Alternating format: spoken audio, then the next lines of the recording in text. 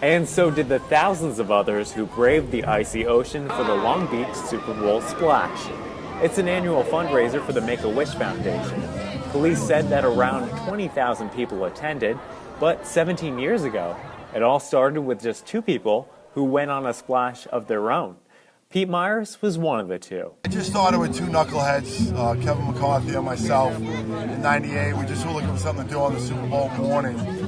And then 2 years later, Mike and Patty Bradley asked us to make the dip a fundraiser for their son Paul, who had passed away when he was 4. Mike Bradley was Paulie's father and helped make the fundraiser what it is today. My son loved the beach. His wish was to go to the beach, and unfortunately he never got a chance to do it that way.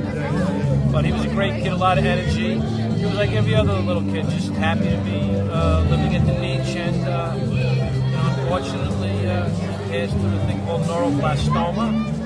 They allowed us to attach my son's name to this and to raise money for other children and their families who are going through difficult times. The Super Bowl splash, now on its 15th year, raises a considerable amount of money for Make-A-Wish, sometimes doubling the amount of donations from the previous year. The first year we raised $7,000 before we were Kings of the Hill, and last year we raised $637,000. And this year we're hoping to top it. In the 15 years that the Polar Bears worked with the Make-A-Wish Foundation, over 500 wishes have been granted for children suffering from life-threatening medical conditions.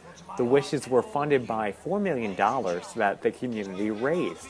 And folks keep coming back for more. Can't catch my breath. We do this every year. It's our 6th year doing this. We love it. While the air outside is a little bit warmer than it normally is for the season, the water is still a cool 38 degrees. But that's not stopping anyone braving that plunge today. So how was the water today?